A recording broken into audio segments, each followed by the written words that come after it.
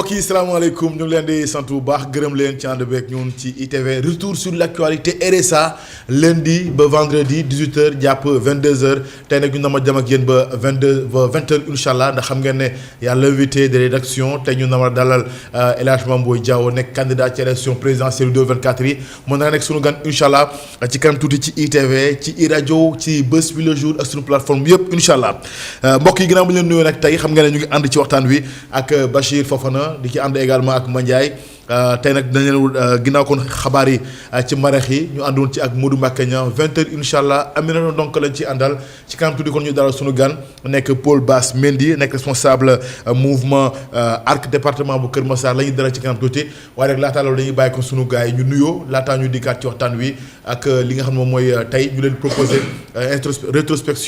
rétrospective bu santé ñu ànd ci ak Ami Diouf ak kii di Aïssatou Kane incha allah ci kanam tuuti lay doon laata loolu ñu bàyyi Bachir mu nuyoo Bachir ñu ngi lay nuyu bu baax a baax ñu bàyyi nga nuyoo téléspectateurs yi. maa ngi lay fay Baba di nuyu bu baax téléspectateurs yi fu waay mënti nekk di am mbégte toogaat fii bu baax a baax gis ni tey paa boobu dafa daw quoi waaw am na benn paa bu daan toog fii waaw mais tey daa daw parce que xam nga mu ngi noonu quoi parce que xam nga man bizarrement nag. est-ce que tu as remarqué. chaque fois que bu ma solee costume rek. day daw quoi dafa mel ni dem naa ko. waaw c'est-à-dire que paa bi dama xamul moom lu tax moom dafa ñemewul samay man dinaa bàyyi di sol costume ñoom quoi. comme ça muy présent quoi comme ça mu présent quoi. non paa bi il a branché des caméras sama kaw. bu xëyee bureau xool nu ma soloo rek bu xoolee mu xam ni tam dama koy. bu bañ ma néewal ko doole rek day daw quoi. mais ñu ngi koy nuyu bu baax grand Badou. absolument di ko nuyu bu baax a baax nuyuwaat bu baax téléspectateurs yi. nuyu ñu ñuy seetaan fu waay mënti nekk ñu si nuyu suñu benn papa. monsieur Badara Fall. C'est un ancien du commandement territorial mooy ñi nekkoon ay préfet sous-préfet yooyu. daf ñuy seetaan di apprécier chaque fois tam di ñu woo di ñu defal ay retour donc c'est normal aussi bu ñu fi toogee ñu mel noonu ñu leen di nuyu daal waaw mu ngi dëkk côté Mbao yooyu noonu.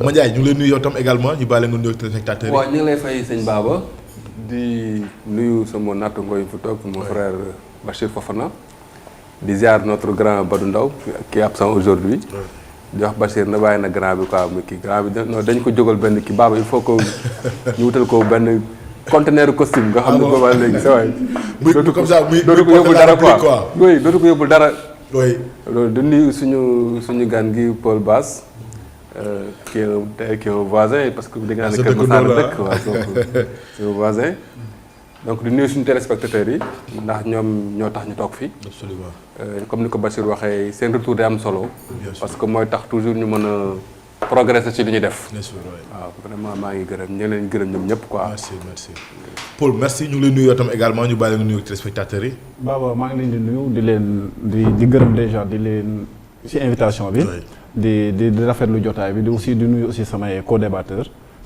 di nuyu aussi le département de Kër Massar bi nga xam ne foofu laa jógee di nuyu tous les responsables de ARC yi nga xam ne ñoo nekk au niveau national ak au niveau départemental voilà di am mbégte aussi tam di nekk sa plateau. merci jërëjëf alors comme ni nga ko junjee sànq ñu seetaan rétrospective bu 2023 ci wàllu santé ànd ci ak Aïssatou Kane ak Ami Diouf laata ñu dikkaat ci waxtaan wi. xel yépp wëlbatiku jëm ci ni ñuy def ba daal di joyanti lii nga xam ne moo di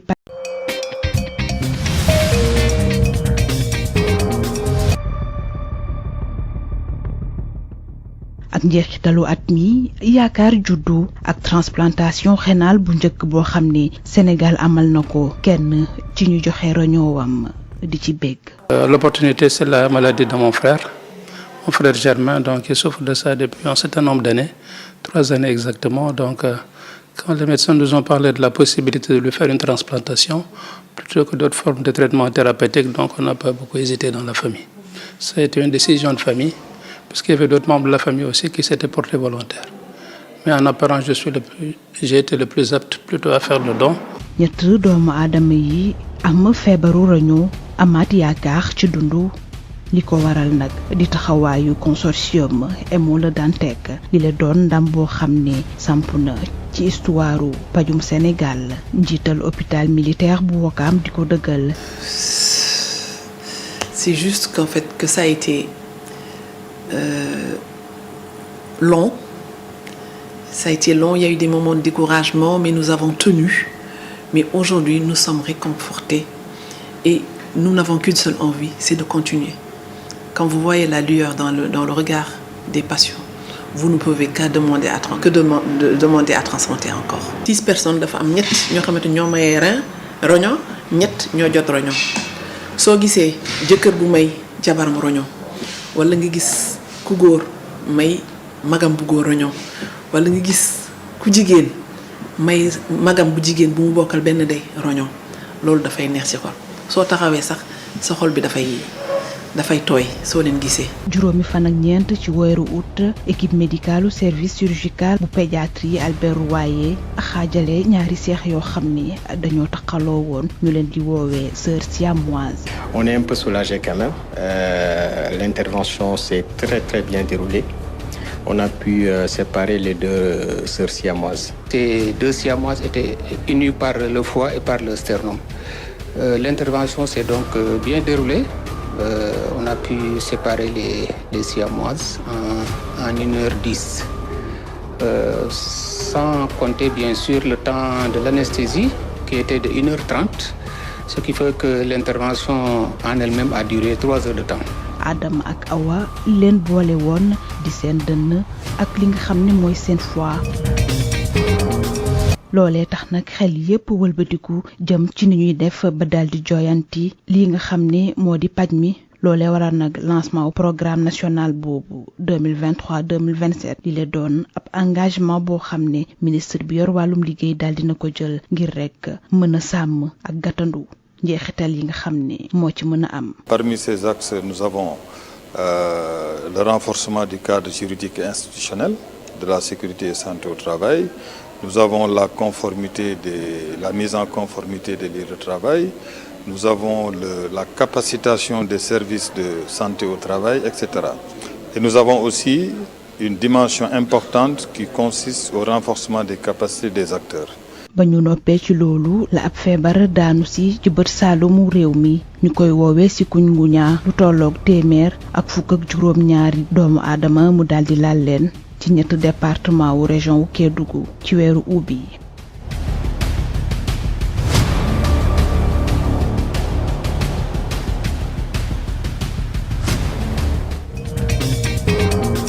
ay garab yoo xam ne nag dafa mën a am njeexital ci wërgu yaram di faj soj agence sénégalaise bi saytu wàllum garabu pharmacie yi tere ko lu ci mel ni Umex Dolirum Actifed ak yeneen loolee tax nag mu sàkku ci askan wi kenn bañ a jëfandikoo ci yooyu le garab. ci mettit yi nga xam ne am na ci at bi mu doon ab tuutànk boo xam ne dafa juddu te ay weeram motul ñu daldi ko laxas ci ab darab bu tilimoon ca hôpital Abass Ndao la daldi ñàkkee bakkanam ginnaaw bañ ko dugalee ci machine à laver ñi di waajuram ànd ak mettit.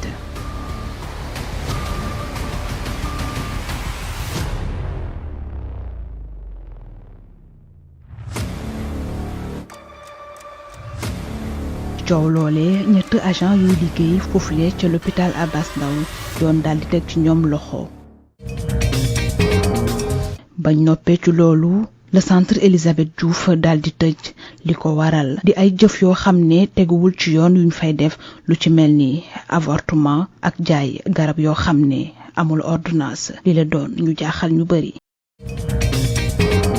te pencum ndaw réew ma jëwrin bi yor wàllum paj mi sàkku ñu saytuwaat li nga xam ne moo di école yi jàngale santé ginnaaw bañ jàppee ne nag lu toll ci 48 écoles de santé yi benn dëppoowu ci ak yoon ci 92 yi nga xam ne service bu ministère de la santé daal dina ko saytu. déet bul wax ne kenn mënul leen dara de loolu du dëkk bi mën nañ leen dara de dëkk bi dafa am réglementation dafa am législation tey son excellence le président Macky Sall nee na man ak ministre Moussa Baldé dañu dem toog ci premier ministre wax loolu naka lañ koy fajee mais ñun commencé nañ parce que gis ngeen li ma lim am na école yoo xam ne bi ñu leen seetee teguñ ci yoon wax nañ ñi nga xam ne noonu la ñu war def pour tegu ci yoon ñu ngi leen di xaar jox nañ leen benn délai ministre de l'enseignement supérieur fa la ANAQ-Sup nekk moom tamit am na accréditation ñun daal ñu ngi liggéey ak yeneen secteurs yi ba nga xamante ne bu ñu paree nag yéen ñi presse bi nañ wax ak yéen wax leen ne leen ay doomu Sénégal la ñuy former nañ leen formation tegu ci yoon munoo former koo xam ne day liggéey kër docteur musul dugg kër docteur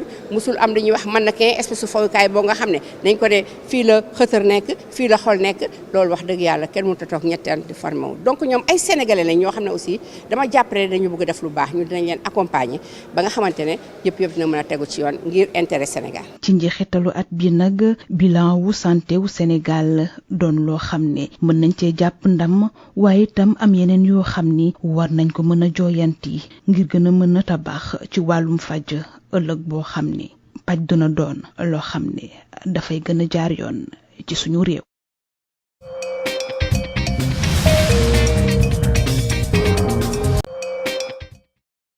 bu baax a baax Aïssatou Kane ak ki nga xam ne moom mooy Amy Diouf ci rétrospective 2023 ci wàllu santé ni ñu ko defee nag ci pàcc yëpp alors Bachir ñoo déggandoo reportage bi nga xam ne dellusiwaat na bu baax a baax ci li gën a marqué ci Sénégal ci wàllu santé ak ni ñu ko daal di defee ban appréciation justement nga ci am ginnaaw élément bi nga déglu.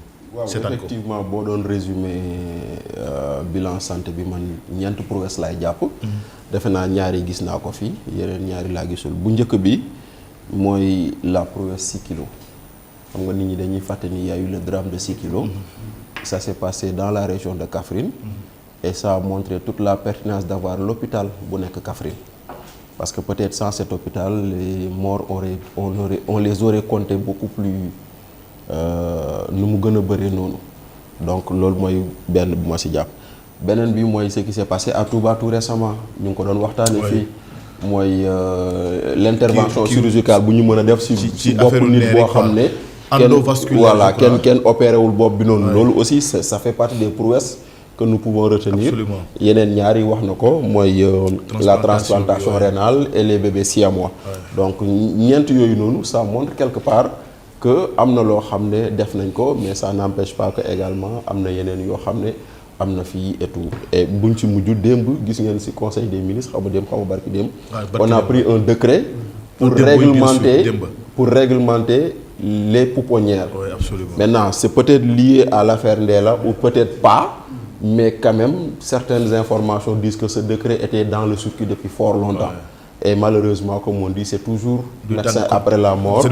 waaw c'est da ngay bàyyi ba benn situation am ñu soog a jóg pour indi ay saafara donc loolu mooy loo xam ne lii mën nañ ko jàpp et di féliciter bu baax waa rédaction bi sur ce travail là. Mandiaye quel constat ou commentaire. man su ma dégloo document bi Amy Diouf ak Soxna Aïssatou def d'abord di ko rafetlu. ils ont vraiment passé en revue le secteur de la santé durant l'année 2023. li ma ci gis mooy l'envers et l'endroit du secteur de la santé au niveau du Sénégal. D'abord comme ni ko sama nattango waxee Bachir di rafetlu les prouesses que suñu médecins yi réalisé mooy mbirum transplantation rénale bi liggéey bi ndoorewul 2023 bi avec l'équipe du professeur Farika de la Dantec. Opération bi médecin ñoom docteur Ndiaye ak ñoom docteur Ndoye def à Touba mooy les neurochirurgiens là ak les siamois yu ñu séparés donc loolu du lu ñu bett parce que ñëpp xam nañ tey l'école de médecine de Dakar nu mu mel ci en Afrique et à travers le monde donc ba tey malgré li ñuy ŋàññ suñu université yi tey boo demee fac médecine pratiquement toutes les nationalités sont représentées là-bas ñëpp a nga fa ñëw di jàng si itam donc loolu du lu bett du gulet li ñu mun ci rek mooy ñu gën leen ñaax rek ñu gën a siège boobu ñu nekk ñu gën ci takku beneen mbir bi mooy les hôpitaux yi gën a jege si comme ni ko Bachir waxee population bi des hôpitaux de niveau 2 niveau 3 di dem ba dans les régions les plus reculées du Sénégal loolu aussi c'est un aspect à saluer lenn li ñu ci kii rek mooy fi ñuy gën a ñaaxee maintenant gouvernement bi fi nekk ak yi nar a ñëw mooy que le relèvement du plateau technique parce que aussi rien ne sert nga tabax ay bâtiment te boo ñëwee ci biir dafa fekk ay spécialistes dafa fekk benn plateau technique bu nga xamante bi ci war spécialistes yi mooy léegi il faut qu'on encourage les spécialisations surtout yenn secteurs yi par exemple tey boo xoolee ay neurochirurgie man l'autre jour dama discuter avec un neurochirurgien fële à l'hôpital d'enfants de Diamniadio mais ils ne sont pas plus de 20 au Sénégal sont pas plus de 20 donc li ñuy daj ñoom yàlla rek moo ko xam ak yeneen donc il faut falloir ñu encourager loolu ba ñu gën a bëri spécialiste relever suñu plateau technique bi fi may terminer nag mooy toujours mooy l'envers mooy suñu amee lu toll ne tey progrès yi ñu réaliser war nañu mën a ñitti aussi ñu relever suñu niveau de comportement vis-à-vis de la santé à commencer man mi wax ak yow xamuñu Sénégal dañu am benn problème aussi problème bi mooy on a toujours kii di critiquer médecins yi dañu ñàkk dañu iñaan amuñ kii boo ñëwee ñu rombale tribord baboor dem ki ñëw mais c'est que ñun aussi ñu am habitude boo xamante il faut ñu changer ko mooy lan mooy ñun du ñu jóg dem hôpital du ñu yóbbu hôpital toujours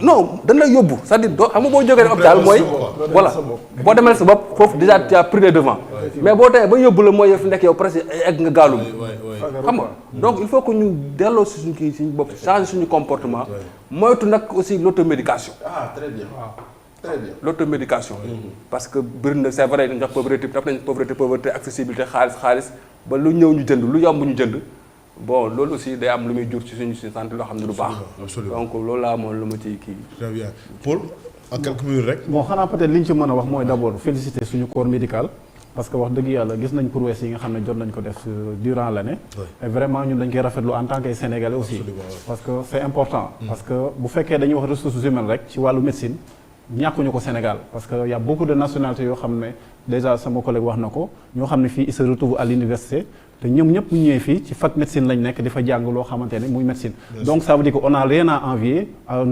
d'autres pays par contre nag li nga xam ne peut-être moom la ñu war def mooy dañ leen war di gën a dooleel jàppale leen pour ñu mën a nekk dans des bonnes conditions de travail parce que tam ça c'est important nit ki mën na am les ressources humaines qu'il faut mais il faut aussi tamit ñi am des plateaux yoo xam dafay permettre ñi mën a exercer li nga xam ne moom mooy seen i métier dafa am solo ñaareel bi aussi quoi qu'on puisse dire même bu fekkee prouesse yi am na mais tam il faut que tam ñi wax li nga xam ne moo fi nekk la santé au Sénégal aussi coûte très cher la santé coûte très cher parce que automédication bi kii di wax nii duñ ko conseiller kenn mais li nga xam ne mooy pousser certes la pauvreté daf ciy bokk ci benn mbir mi la mais bu fekkee exemple da ngay dem dans nos hôpitaux là mais boo amulee xaalis peut-être mën na am sa dund des fa et déjà il faut que état bi aussi dem ba nga santé mu doon loo xam ne lu accessible pour tout le monde nga xam ne santé warut a nekk loo xamante ne dafay inaccessible pour population dafa nekk un droit te droit boobu ku ci nekk boo feebaree war ngaa faju ba pare ñi soog a xool exactement nañ leen lay toppal mais Sénégal fii boo feebaree rek li nga njëkk a xalaat mooy dee moom mooy waral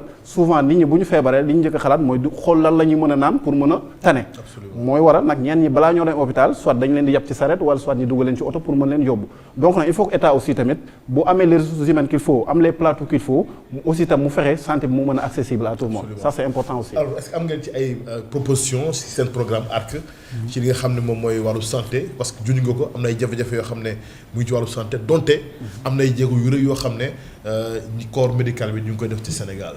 voilà déjà ñun am nañ ci kii xalaat parce que ñun suñu programme ñun dañoo jël toutes les couches yi nga xam ne peut-être sénégalais soxla nañ ko muy soit si wàllu santé bii nga xam ne moom lañ wax. santé bu ñu ñëwee ñun dañuy relever le plateau technique et aussi doter les médecins tous les outils qu'il faut pour nga xam ne dañuy mën a liggéey dans des très bonnes conditions. parce que yaa ngi digg de. non du diggee parce que xam nga ñun. dañoo ne ay promesses quoi. non c'est pas des promesses xam nga gis nga benn affaire dafa am ñun dañoo prôner pour la rupture quand on parle de rupture. rupture ou relève. non rupture xam nga rupture ak relève ñoo ànd parce que boo nee relève. il y a la rupture qui suit parce que pratique yi nga xam ne jot na fi xew. pratique yi nga xam ne. dina si ñëw Bachir kooku kay xam naa ne foog nga ñëwaat après. pratique yi nga xamante ne. gars yi doon nañu ko fi def mu am ay lacunes ci beaucoup de choses. ñun ces pratiques là ñun dañu koy bannir teg ko fële indi loo xamante ne peut-être sénégalais moom bu toogee dina sentir ne moom nekk na Sénégal et bu feebaree dina faju te du ci am benn souci que soit am na wala amul. ñun nag dañuy fexe les conditions yi nga xam ne sénégalais bi soxla na ko pour faju nga xam ne bii dem faju du am benn souci pour faju te ñun nag loolu lañ pare pour def mooy sur rupture boobu ñuy wax parce que santé même bu fekkee lu bari xew na fi mais santé bi ñëpp xam nañ ne dafa gàllagoose Sénégal donc nag ñun bëgg nañ bu ñu ñëwee sénégalais buy faju ji moom du am benn souci pour faju dina xam ne hôpital bii may dem am naa xaalis aw ma xaalis mais dinaa faju et pour ñun loolu moo nekk li nga xam ne mooy essentiel pour les sénégalais. alors y a eu un débat qui a été suscité fii mu jëm ci Anta Babacar Ngom candidat bu ARC ñuy wax proximité am ak gouvernement ou état bu Sénégal ñàkkoolee dégg nga ko l'autre jour ak l'autre candidat là Hamidou Thiaw bu MPR souligner rapprochement bi am entre gouvernement bu Sénégal ak Anta te ndax loolu sax moo tax moom seen réunion wala li ngeen ko convié yëpp ñëw ci et dafa mel ni Sénégalais yu ci bëri dañoo jàpp ne tey Anta Babacar Ngom état bu Sénégal lay liggéeyal.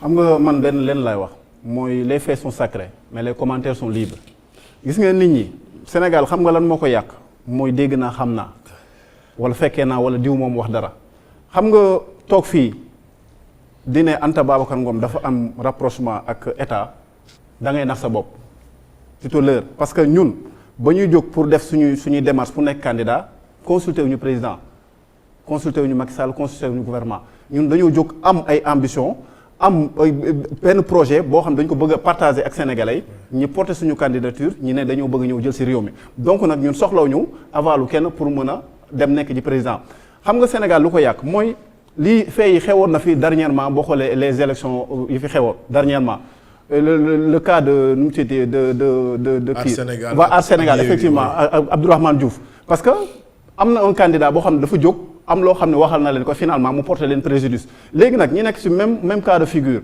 léegi kii ñëw na moom mu ne Anta dafa am rapprochement ak gouvernement mais c'est archi faux ñun suñu candidature dañ koo def pour sénégalais ñun am nañ projet boo xam ne am nañ ko pour ñoom et bëgg nañ li nga xamante ne moom lañ am comme projet pour ñoom mën ko liggéey sénégalais xam ne ñun état ngembuñu ànduñu ak état ba ñuy def suñu candidature tàgguñu kenn dañ koo def à notre propre gré c'est bien réfléchi et c'est bien mûri ñi fas yéene ñëw bokk ci challenge yi bokk ci réew mi pour mën a jël réew mi yóbbu ko à un niveau boo xamante ne fii nga xam ne réew mi nekk na fi ñu mën ko jëlee foofu yóbbu ko feneen mais képp ku nga xam ne wax na peut-être état dafa am rapprochement ak Anta Babacar Ngom da ngay wax lu la neex rek parce que wala soit da ngay nekk ci politicien te souvent ñun xam nañ ñooñu leen animé mooy peut-être day am ñoo xam dañoo nekk ci ginnaaw wax leen pour di leen wax loo moom mooy waral suñu ñëwee fii tamit toog di wax li nga xam ne moom moo neex ñooñu et il faut qu'il arrête aussi des fois tam di yàq der koo xam ne xamuñu ko ça c'est important. Bachir.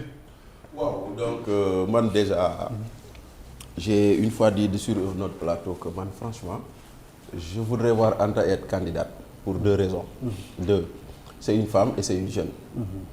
Ndaxte c'est vrai que les jeunes ne sont pas beaucoup sur les listes électorales malheureusement parce que la proportion de personnes de moins de 35 ans dans le fichier électoral est très faible malheureusement mais loolu moom dama ko gis mais man quand je vois Anta j'ai un problème de compréhension de son positionnement Anta xale la Anta ndaw la Anta elle a une jeunesse une envie une fougue à présenter mais Baba Anta boo gisee mu sol day mel ni benn maire buy dem marché ba et ça j'ai pas trop compris. Ah bon? Oui, dans le positionnement dama naan mais kii Anta xale yi la war a waxal wala daa bëgg a doon maire wala daa bëgg a maire loolu laa mënul comprendre est-ce que vous pouvez m'expliquer ça? façon d'habillement bi quoi. Mais non mais maire yi dinañ la ñëpp. Mais est-ce que peut-être jeunes yi ils sont pas assez. Mais non mais bon bon je sais pas parce que man c'est-à-dire que boo gisee mu fiitu fii mel ni benn maire bu jógee fële mais quand même waneel ni xale nga waneel ni ku ñemewul ngay def solal sa jean solal sa basket takkal sa kii ñëw wax ak nit ñi. dañuy déglu des fois ba gis muy defa. mais non effectivement moom li mu wax sax dafa xam nga lu tax ma ree sax mooy li mu wax ay yére maire ak yooyu xam nga fi Sénégal de coutume gis nga des fois mu def ay ndoket. c'est ça non Sénégal non mais ba muy def son investiture au grand théâtre mel ni benn maam booy buy ñëw def concert foofu noonu. non déedéet c'est que dem soirée non déedéet xaar fay ma jàng. il faut ngeen comprendre ne Anta jeune la elle s'habille comme jeune nu muy solo mais boo leen seetloo dafa am elle voit pratiquement une grande mère quoi. non déedéet il faut pas dire ça. non yu may gis yëpp man je sais pas peut-être celle non peut-être da nga cee tombé da ngaa tombé ci yooyu mais seen investiture grand théâtre xaw ma fële esplanade kii grand théâtre loolu laa fa gis seen tournée yi photo yi may gis mais day mel ni benn maire boo xam ne bii dafa toog ci bopp koñam di wax. pourtant nag loolu sa appréciation la mais y a d'autres vidéos qui montrent que ne Anta dina sol comme basket yi ngay wax ni sol comme un jeune nu mu teeti une jeune boo xamante ne da lay leer na kii moom dafa pare pour dem au combat. mais côté habillement ça dépend xam nga gis nga ça dépend fu ngay dem. parce que tam bu fekkee tam da ngay dem di wax ji eggee kilifa Sénégal dafa am nu ñuy baaxoo di xool jigéen aussi. dafa am nu ñuy baaxoo di xool jigéen parce que tamit jigéen mënoo ñëw di wax ak say moromu kilifa say moromu papa say moromu nijaay nga am tam noo xam ne comporté nga ko parce que fii ngay sol des fois lu tuuti benn habillement boo xam ne peut-être jàpp nañ ne xaw na am nu mel rek gars yi commencé am fu ñu la yóbbu mais nag bu fekkee da ngay wax jee kilifa dafa am habillement boo war a am. bu fekkee tam da ngay wax tam dem ci jeunes yi am na tam nooy taxawee moom jeune la buy dem ci jeunes yi day solo comme jeunes yi ni ñuy solo. bu fekkee tam dafay dem ci kilifa yi aussi tam dafay def li nga xam ne jigéen loolu bu yiw noonu la war a solo. parce que elle est très bien éduquée xam na fan lay dugal ay habillement. c'est important aussi. beneen bi c'est ma question avant may passer à Mandiaye. lu tax Anta mu ragal média yi. parce que je vois que Baba comme les gens cherchent à rencontrer Anta les gens cherchent à lui parler moom laa gis ak Ablaye Sylla beneen candidat boo xam ne dañ koy waxal toujours. Ablaye Sylla kenn du ko gis moom. Ablaye Sylla benn photo la Sénégal yëpp am ci moom. mooy la photo boo xam ne bii nii c'est dans des activités xaw ma sur l'autoroute à péage kenn mosu koo teg bët ah yow vous voulez nous diriger ngeen bëgg a yor suñu réew du ngeen génn wax ak sénégalais mais loolu mooy lan Anta mosuma ko gis mu toog wax ak média bon je sais pas lu tax. non si dina wax ak média xam nga lépp loo gis rek dafa am temps boo seetloo ñun. au-delà de déclaration. au-delà de déclaration. et déclaration mais voilà comme tey toog sur le plateau. non moi je sais vous parlez des débats vous parlez des débats. exemple mu ñëw dans les débats. non en fait loolu au moment opportun dina ko def parce que boo leen seetloo. non si c'est opportun xam nga soo déggee ma wax la loolu. à un moment donné ñun dañoo nekkoon ci parrainage yi. te on a fait le tour du pays. Les candidats ont été dans le parrainage. non mais bokkul ñun li ñu def. mais ñun li ñu def. ñun li ñu def. absolument mais non ñun li ñu def. tournée bi ñu def amul fii benn candidat bu ko def. amul benn candidat boo xam ne ñun def nañ tournée nationale bi ah. xanaa da ngeen génn réew mi. non mais génnuñu réew mi mais bari na fi ñoo xam ne ñun fii ay candidats lañ mais waruñu réew mi. bari na ñoo xam ne ay candidats lañ mais waruñu réew mi ñun dañoo dem au fin fond des Sénégalais. au profondeur du pays dugg ci Sénégalais te temps boobu ñu amoon nag amuñu woon temps pour ñu sur les plateaux par contre nag bu ñu demee ba recueillir toutes les parrainages qu'il faut ba def li nga xam ne war nañ ko def ba pare maintenant nag c'est l'heure des débats maintenant nag président dina mën a ñëw waxtaan ak askan wi wax leen ban projet la am pour Sénégal ñun li nga xam ne mooy ce sera pas trop tard. non ce sera pas trop tard parce que déjà ñun suñu rôle moo nekk déjà ñun ñu ñëw ci plateau yi waxtaan ak askan wi wax leen ne Anta ci liggéey bi la nekk ci liggéey bi la nekk. premier que je vois dans le mouvement de Anta bu toog ci télé man bokk. Vous êtes le premier. Non, il y en a d'autres. Il y en a d'autres. Il y en a d'autres. Vous êtes le premier. Non, je ne dis pas que amul. Man lu ma dund laay wax lu ma xam. Vous êtes le premier que je vois du mouvement de Anta bu toog ci télé. loolu kay man je peux le dire. Ah ça bon peut-être je vous le concède mais en tout cas il y a beaucoup de membres de ARC yoo xam te ne ñu ngi débat au niveau des plateaux que soit ci journaux ci télé yi comme rajo fépp ñu ngi intervenir pour parler de Anta. Ça c'est important aussi à souligner. c'est ça non ay docket laa ko gis mu mel ni maire bu màgget non moom da nga bëgg a gis ci facette boobu mais après naa ko jox photo yooyu quoi mu gis ko. mais damay rafetlu déjà le fait que son engagement. waaw comme ni ko quoi voilà vraiment ni ko bu di ko Bachir je confirme Bachir parce que toll nañu foo xamante ni aussi di bàyyi waratuñu bàyyi politique bi rek ku nekk quoi. effectivement c'est-à-dire Anta n'est plus n'importe qui. C'est une femme entrepreneur. qui dirige l'une des plus grandes sociétés entreprises du Sénégal et même en Afrique de l'Ouest. donc c'est une championne. Donc kooku tey bon elle doit avoir son mot à dire sur la marche du pays. Effectivement. Et donc ñun on se félicite de son engagement surtout qu'elle est très jeune. Donc elle a une marge de progression à mon avis man je dis souvent à des amis man leen non moi sur le pléthore candidat yi ma gis man dama koy saluer parce que dama ci gis ñu bëri ñoo xamante ni d'abord kenn mësu leen xam ci politique. Deuxièmement, ils sont très jeunes. Et troisièmement, ils avaient tout pour rester dans leur kii doré là, toog jàpp dans le confort, waaw, zone de confort, toog jàpp seen jàmbur. Léegi ils ont accepté ne génn dem nag mettre la main dans le cambouis dem dans le Sénégal des profondeurs saafu teg nit ñi xam liy dox ci réew mi. jéem ko xool ni ñu koy saafara donc loolu am solo la. Mais est-ce que nekkul pour leur intérêt propre intérêt. waaw non mais attends Baba xam nga aussi intérêt moom tey ku jóg am nga intérêt bu tax a jóg. ku jóg. oui. am nga intérêt boo tax a jóg. mais est-ce que comme ni nga privilégié après intérêt sénégalais yi. est-ce que ni nga privilégié après intérêt sénégalais kooku nag après mais intérêt sénégalais nag moo ñu tax a jóg il faut le dire intérêt sénégalais moo ñu tax a jóg c'est une question intéressante. intérêt sénégalais mais je crois que aujourd'hui aussi sénégalais yi am nañ maturité bu toll ne. tey war nañ mën a ràññee mën nañ ràññee. c'est une force très calme et yàkkamtuwuñu. absolument. ñi toog di dégloo rek parce que xam aussi Sénégal du ñeen laa koy xamal tey ñiy fal nekkuñ ci benn parti. c'est la masse silencieuse. nekkuñ ci benn amuñ benn carte parti. waaw amul. bàyyi sama candidat naa la jox beneen photo nga gis naa la jox yeneen photo nga gis ko. bàyyi la président bi xoolal bi yow gisoo bi déjà. xoolal fii ci mel ni maire voilà donc vraiment man damay rafetlu kii bi léegi nag li may gën a rek mooy. quand même ñu gën a dugg ci biir Sénégal xam li xaw ci biir Sénégal. parce que Sénégal aussi boo ko bëggee saafara. il faut nga xam nga dugg ci nit ñi te def nañ loolu. il faut nga xam dem ci biir nit ñi. dund li ñuy dund. c'est ça ànd ak ñiy dund ak nit ñi. su boobaa nag nga mën a am ak relation yi nga am. ak xam-xam bi nga am vécu bi nga am moyens yi nga am relationnel bi nga mën a ñëw am loo indi apporter Sénégal mu changé. absolument mais suñu toogee rek bàyyi comme la nature a horreur du vide. absolument suñu toogee rek bàyyi ne bon man duma politique.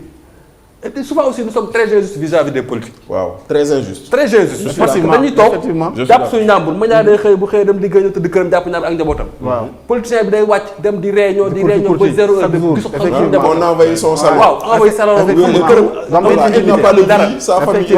te bu falu jotee bu leen falee ñu la noo xamuñ dara c'est des alors que ñun on a rien fait pour. absolument amul benn engagement. c'est ça amul benn engagement. mais le constat bi ma def ci ñi nga xam ne jot nañu déposé mooy. bëri na ay inspecteurs des impôts et domaines bëri na également ay hommes d'affaires ou femmes d'affaires mais néew na ay hommes d'État. waaw mais c'est parce que xam nga Baba. fi mu toll nii yana Thierno Alassane Sall. si bien sûr mais dafa néew quoi. waaw néew na en fait man dafa am loo xam ne dama si d'accord ak Mandiaye. il ne faudrait pas laisser la politique aux hommes politiques aux politiciens. il faut que ça soit l'affaire de tous.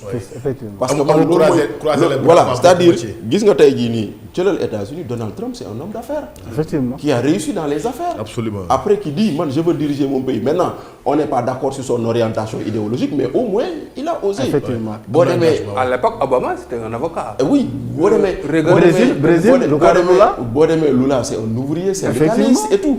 donc quelque part loolu dafa nekk loo xam ne dafa war a am. c'est-à-dire que.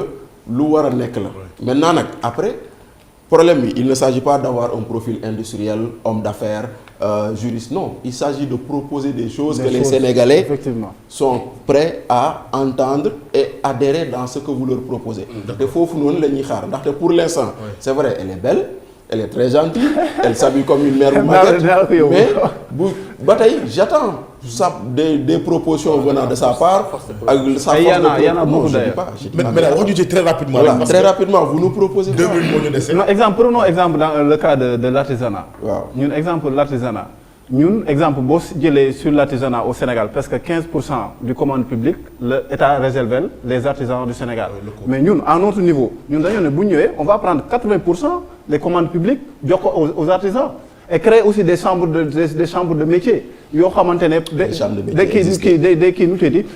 des centres professionnels des centres professionnels non mais ñun dañoo bëgg chaque région au moins ñi am loo xam ne dañ fay def les artisans vont se retrouver aussi itam prévoir à chaque bu ñu soxla des crédits au moins que mu ngi am ko ci taux boo xamante ne du métti parce que fii ñëpp xam nañ ne artisans yi ils contribuent beaucoup de choses dans ce pays là mais par contre dañuy am problème pour accès au crédit mais pour ça ñun dañ leen koy faciliter à un moment donné bu ñu ci demee tam ba nga xam les commandes publiques tam ñëw na ñu fexe doole suñu artisans yi ci li nga xam ne moom mooy nekk commandes yi là ñu mën ci génn parce que daf ci am solo aussi maanaam pour wax leen ne juste rek ñun si toutes les couches ndaw ñeeg jigéen ñi mais ndaw ñeeg jigéen ñi parce que bokk na ci ñi nga xam ne ñu crucial la parce que déjà boo seetloo l'emploi c'est un problème ici au Sénégal exemple jëlal Anta Babacar Ngom mu nekk une capitaine d'industrie yàgg di créer des emplois à un moment donné mu génn ñëw dugg ci la scène politique ça veut dire que bu fekkee damay ne médecin bu fekkee sa bëñ dafay métti tey da ngay dem ci le dentiste bu fekkee exemple da nga soxla un enseignant bu fekkee da nga soxla jàng da ngay dem ci jàng enseignant bi bu fekkee tam soxla nga koo xam ne tam day jox liggéey mais da ngay dem ci nga xam ne moo xam liggéey te Anta Babacar Ngom dafa xam liggéey. dafa xam liggéey xam nu ñu créer liggéey. l'espoir quoi mais bien sûr et surtout l'espoir parce que amul dara lu ñu koy takkalee. amul dara lu ñu koy takk tey def na fi ay preuves mooy créer na des emplois yoo xamante ni ñu bari ñu ngi ciy suturlu et ci suturlu boobu mooy sànq déjà li wax le cas de Donald Trump moom c'est un homme d'affaires ñëw na am na fu mu yóbbu réew mais ñun itam bu ñu ñëwee.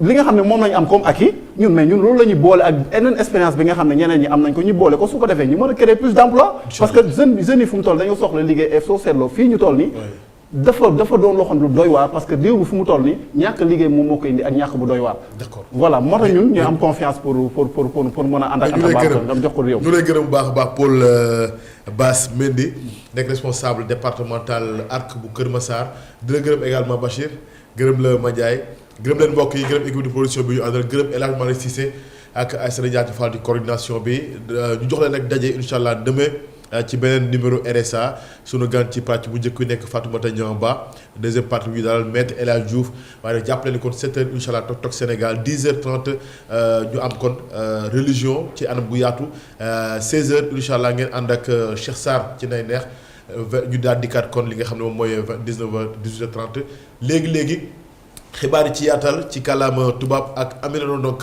rendez-vous demain incha allah Aminata bonsoir. À vous l'antenne.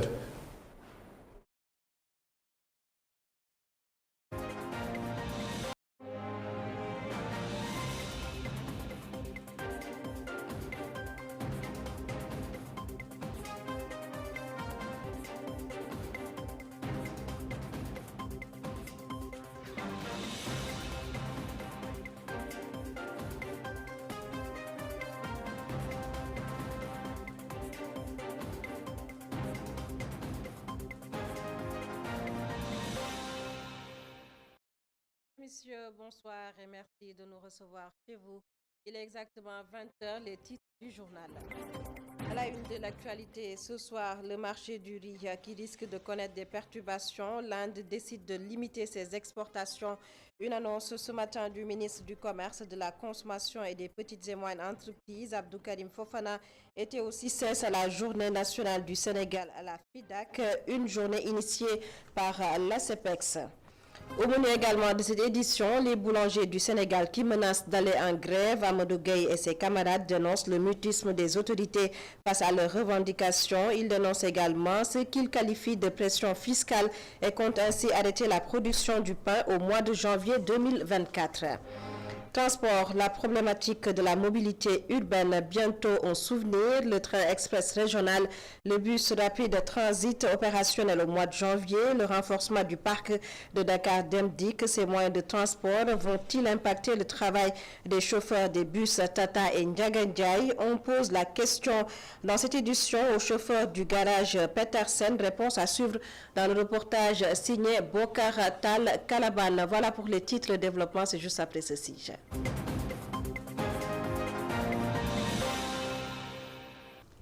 Bonsoir à tous et bienvenue. Le sud du Sénégal pour démarrer cette édition du nouveau dans l'affaire des 4 militaires tués vendredi 15 décembre dans un accident de mine anti-char. 8 personnes ont été arrêtées, dont le présumé poseur de mine et ses complices. Parmi les personnes interpellées, le chef de village de Djaboudjor dans la commune de Djibidjod, un jeune Guinéen. Il était embauché pour l'arrosage des champs de chanvre indien.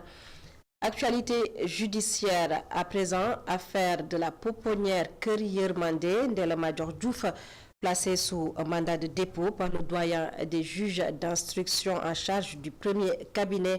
Elle est poursuivie pour divers chefs d'inculpation. Son avocat, maître Aboubakri Baro, que je vous propose d'écouter au téléphone de Papa Lunsar. Alors, elle vient d'être placée sous mandat de dépôt tout à l'heure par le doyen des juges d'instruction.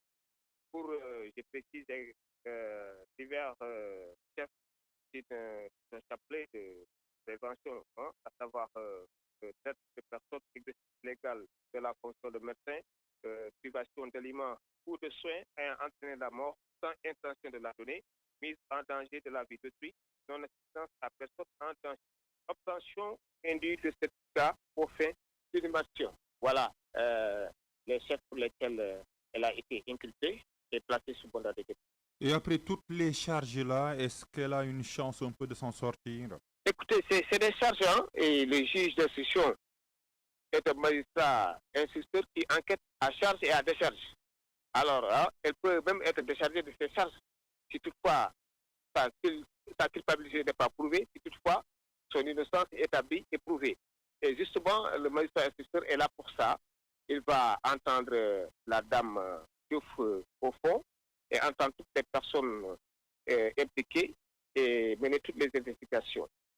Autre aspect de l'actualité ce soir, 31e édition de la Foire internationale de Dakar. Cette rencontre commerciale, une occasion pour les entrepreneurs d'exposer leurs produits et le Sénégal investit dans ce domaine pour pouvoir le consommer local, mais la disponibilité des produits pose souvent un problème selon des exposants. Les explications de notre reporter Papa Bokar Mbowa. La journée nationale de la FIDAK est un moyen de rassembler les entrepreneurs locaux et de découvrir leur créativité. Abdou Karim Fofana, ministre du Commerce et des petites et moyennes entreprises. Un processus inclusif qui nous a permis de voir la diversité de la créativité de nos terroirs, de nos régions, qui ont permis aussi de voir comment la foire de Dakar, en 49 ans d'existence, a beaucoup évolué, malgré les vicissitudes du temps. Avec un tissu entrepreneurial important, le Sénégal investit beaucoup dans ce secteur pour promouvoir le consommé local, d'après le ministre du Commerce et des petites et moyennes entreprises. Délégué à l'entrepreneuriat rapide, daf may wax ne li ñu financé diggante 2018 ak léegi ci DER kese ëpp na su ma juumul 120 milliards, plus de 230 000 entrepreneurs yoo xam ne jot nañ financement. Mais nee na loolu boo ko defee di nga am ñaari yoon wala ñetti yoon le double wala le triple yoo xam ne ñi ngi xaar pour jot financement. Donc dafa mel ni Sénégal mi ngi gën a doon dëkku entrepreneur. Produisons ce que nous consommons et consommons ce que nous produisons, un objectif difficile à atteindre à cause d'une non-effectivité du système de distribution. Tabal Souane, présidente des exposants de la FIDAK.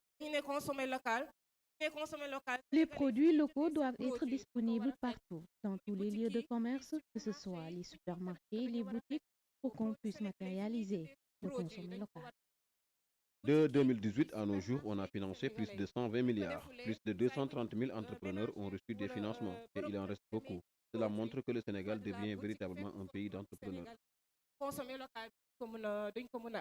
Financer l'entrepreneuriat permet d'encourager et d'accompagner la prise d'initiative, mais la consommation des produits appuierait davantage l'entrepreneuriat sénégalais. Ce matin, c'était les propos de Papa Bokambo. Les propos ce matin, c'était lors de la journée du Sénégal à la Foire internationale de Dakar. Le ministre du Commerce et de la Consommation des petites et moyennes entreprises, Abdou Karim Fofana, a saisi l'occasion pour informer l'opinion de la décision de l'Inde, le pays qui a décidé de restreindre ses exportations de riz sur le marché mondial. Le ministre du Commerce, Abdou Karim Fofana, que je vous propose de suivre. L'Inde a procédé à des restrictions sur le marché mondial. Malgré cela, le Sénégal importait environ 1 100 000 à 1 300 000 tonnes de riz brisé indien ordinaire. Malgré tout, pour les 6 premiers mois de l'année, l'Inde a fait une faveur au Sénégal, une dérogation de 500 000 tonnes renouvelables. Donc on est sûr d'avoir au moins 1 million de tonnes sur ce riz qui est beaucoup consommé au Sénégal. Ça a créé une tension, c'est vrai que souvent on a des difficultés d'approvisionnement. D'ici le mois de mars, peut-être on n'aura pas assez de riz parce qu'il y a un décalage entre la décision de l'Inde et les périodes d'importation avec la logistique. Entre-temps, il y a du riz de substitution qui vient d'autres pays qui est de même qualité. C'est le riz américain, c'est le riz thaïlandais, c'est le riz vietnamien, c'est le riz pakistanais donc, qui se trouve. Donc on n'a pas de problème d'approvisionnement. On a un approvisionnement assez conséquent. Maintenant, il va y avoir quelques fléchissements sur le prix parce que le prix indien n'est pas le même que le prix pakistanais, thaïlandais ou américain car l'Inde produit beaucoup plus. Après le riz, nous parlons à présent du prix du pain. Les boulangers du Sénégal exigent une hausse et si rien n'est fait, s'ils comptent aller en grève à partir du mois de janvier. Face à la presse, le président de la Fédération des boulangers du Sénégal, Amadou Gueye, a listé des difficultés du secteur. Je vous propose de l'écouter. Il est avec notre correspondant dans la banlieue dakaroise, Boudal Tchatcha.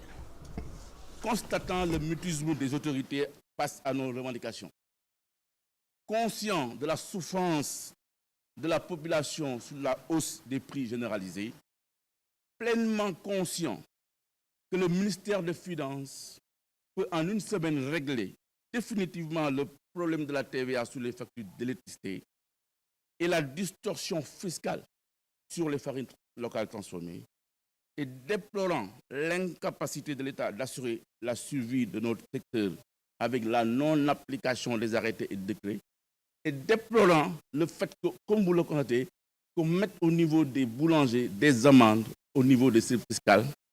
Cette pression fiscale aujourd'hui, cette pression du ministère du Commerce en mettant des amendes sur des choses inacceptables, inexistantes sur le problème de poids que nous n'avons jamais accepté, nous avons décidé, comme vous le constatez, de se préparer à observer, pour le rappeler, grève du pain.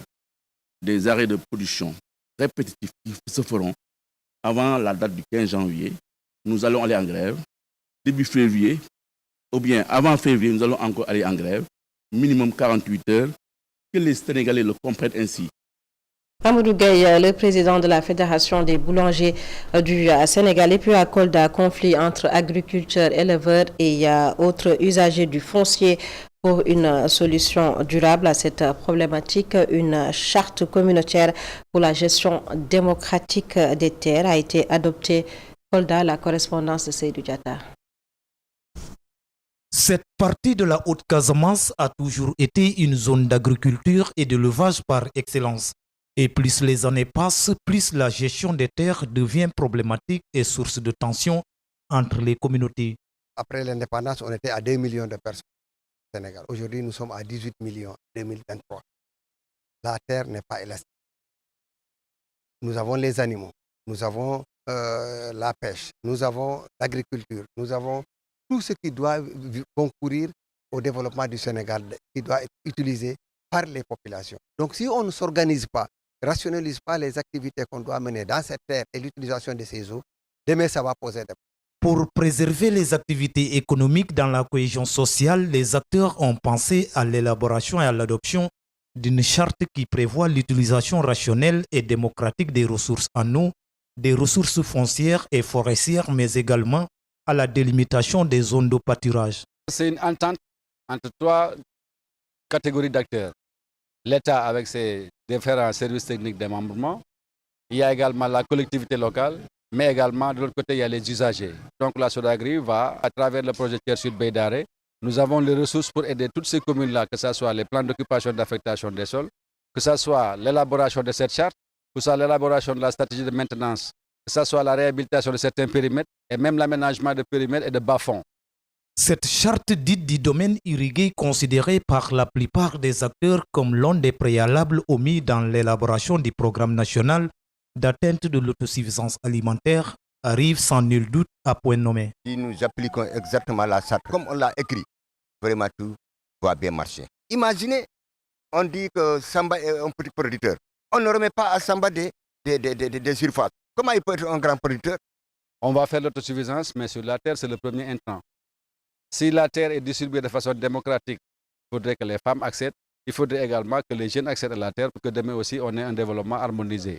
Et que le rendement puisse permettre également d'atteindre l'autosuffisance. Certes, beaucoup d'efforts ont été jusque-là consentis par le gouvernement du Sénégal dans le domaine de l'agriculture. Mais les résultats ne cessent d'évoluer en temps de scie. Si sur le terrain politique, la situation agricole est loin d'être morose, ce n'est pas le cas de l'autre côté du miroir qui illustre le vécu quotidien des agriculteurs. Seydou Diatta, on change de registre pour parler de la mobilité urbaine, bus rapide transit. Le Premier ministre Amadou Ba a procédé hier à l'ouverture des autoponts Liberté 6 et Casbi. Selon le chef du gouvernement, Amadou Ba, l'inauguration officielle est prévue le 14 janvier 2024 par le président de la République Macky Sall, une inauguration qui sera présidée par le chef de l'État Macky Sall. Je vous propose de suivre le compte-rendu signé Mame Seynabou Baboufoua. C'est une inauguration qui a l'allure d'un meeting politique. Militants et sympathisants de la coalition présidentielle ont pris d'assaut les autoponts de Liberté 6 et de Casbi. Le bus rapide transit est bien accueilli par la population. Le Premier ministre revient sur sa particularité. Le BRT est un système de transport moderne qui fonctionne avec le courant et le solaire. Aujourd'hui, on a vu que les populations ont adopté le projet. je pense que dal na xel. Les autoponts de Liberté 6 et de Case 8 seront ouverts à la circulation dès ce jeudi. Tout de même, des études seront faites pour faciliter le trafic entre les bus et les voitures. Oto yi dinañ ci tàmbali daw suba. Les bus vont commencer à circuler dès ce jeudi, ce qui va faciliter le déplacement des usagers. Il faut aussi former les chauffeurs pour rendre harmonieuse cette cohabitation sur le bitume entre les bus et les voitures. Lu bees lay doon circulation kon loolu la ñuy def ci fan yeeg ñeent yi. Après son inauguration qui est prévue le 14 janvier prochain, des essais vont suivre. Le Premier ministre espère voir le BRT rouler d'ici la fin du mois de janvier. Après nag ci la ñuy commencer essais yi. Les essais vont commencer d'abord, ce sera le tour de la phase active. Les passagers peuvent monter tranquillement et gratuitement à bord. D'ici fin janvier, le BRT sera complètement opérationnel. Anam bu am sécurité. Avec un parc de bus 100% électrique, le bus Rapid Transit fait environ 300 000 passagers par jour. Avec sa mise en circulation, la fluidité de la circulation sera sans nul doute assurée.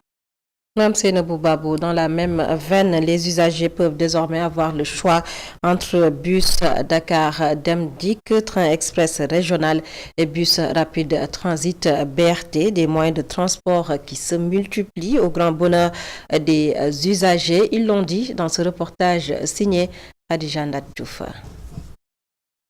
Le transport urbain se développe à Dakar, ce qui aujourd'hui laisse le choix aux passagers. On fait un choix de prendre le moyen le plus rapide au pays, et de choisir aussi parce que le moyen de transport est très important. Un investissement qui vient faciliter le déplacement des citoyens, selon cet homme trouvé à l'arrêt bus de Sandaga. Ça me fait très plaisir parce que vraiment, vu la ville, c'est très étroite. Bon, ça peut nous aider de se déplacer très rapidement dans les endroits voulus, quoi. Dakar Dem-Dikk, BRT, TER, en tout cas, ces moyens de transport viennent changer le quotidien des Sénégalais. C'est selon Abdoulaye qui quitte Sébikotane pour Dakar. gaaw moom def na ko moom waaw ndax maa ngi ñibbi fii ba Sébikotane 20 minutes 30 minutes daa ko def diggante Sébikotane Dakar à moins 30 minutes. La mobilité renforcée dans la capitale sénégalaise, une vieille doléance des citoyens pour qui le déplacement à Dakar est synonyme d'angoisse et de fatigue. Khadija Ndat Diouf, 370 nouveaux bus dans le parc de Dakar Dem-Dikk, la mise en circulation prochaine du bus rapide transit BRT, quel impact pour les autres moyens de transport au garage Petersen, les chauffeurs de car rapide et bus Tata Ndiaga Ndiaye tentent de répondre à cette interrogation dans ce sujet signé notre reporter Bokartal. TER, BRT, bus Dakar Dem-Dikk. À ce rythme, le chômage est assuré pour les chauffeurs de Ndiaga Ndiaye. C'est l'avis de Baïdam Diop. Le sexagénaire et chef de garage demande à l'État plus de considération à leur égard dans la politique du transport. loolu day dana ko laal bu baax a baax ndax itam bu ñu wàccee oto yi bees tax. Nous ne pouvons vraiment pas concurrencer les bus Dem-Dikk, le TER et le BRT. Non seulement nous avons de vieux véhicules, mais l'État semble nous oublier, nous les petits transporteurs. À ce rythme, nous risquons tous de disparaître de la circulation. Talla Fall a les mêmes craintes que Baïdam. Il demande que l'État les recrute dans les bus Dem-Dikk ou le BRT. Si les bus n'arrêtent pas d'augmenter et avec l'arrivée du BRT, nous risquons d'aller chercher autre chose, ou bien que l'État nous prenne en tant que chauffeur pour les bus ou le BRT. Ce serait mieux même pour nous. Pour ce chauffeur de Tata, les bus Dem-Dikk et le BRT ont leurs propres clients et les Tata, les Ndiaga Ndiaye et les cars rapides les leurs. Pour lui, ils ne vont pas trop être impactés. dëgg la Dem-Dikk yi am na yoo xamante ni ñoom ak Tata yi ñoom ñoo bokk même itinéraire mais ku ci ne da nga am sa client. C'est vrai que les bus Dem-Dikk et les Tata ont parfois le même itinéraire, mais chacun a ses propres clients. Avec le renforcement continu des bus et l'arrivée du BRT, je ne pense pas que cela puisse trop nous impacter. ci kanamu Tata yeeg car rapide yeeg njëkk loolu dina xaw a laal tamit fii mais du à 100%.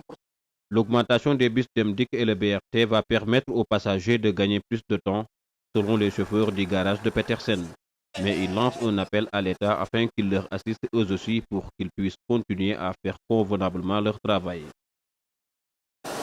Bokartal Kalaban, une note de santé dans cette édition à Diourbel, une semaine de consultation médicale gratuite, des consultations initiées par le mouvement citoyen et développement d'École Diourbel en collaboration avec l'association Diourbel Santé. Ces journées ont pour but d'offrir à la population l'accès à des soins médicaux. Diourbel, la correspondance de Gorandaklo. L'accès aux soins sanitaires, objectif du mouvement citoyen et développement d'École Diourbel qui a initié une semaine de consultation médicale gratuite, un jalon posé par Daouda Tall qui entend d'ailleurs contribuer à la bonne marche de la capitale du Bawal.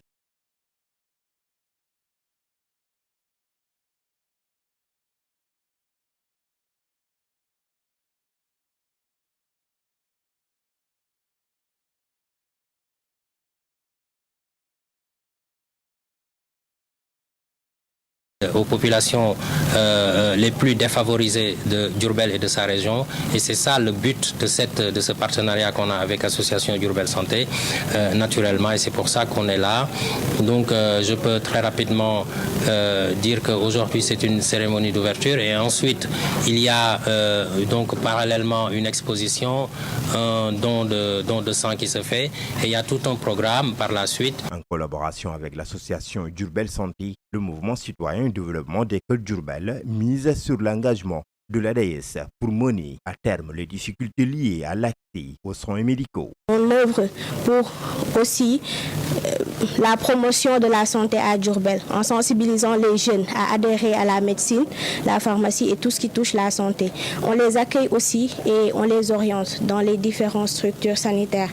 Maintenant, on est à notre 5e édition de grande journée médicale comme on a l'habitude de le faire.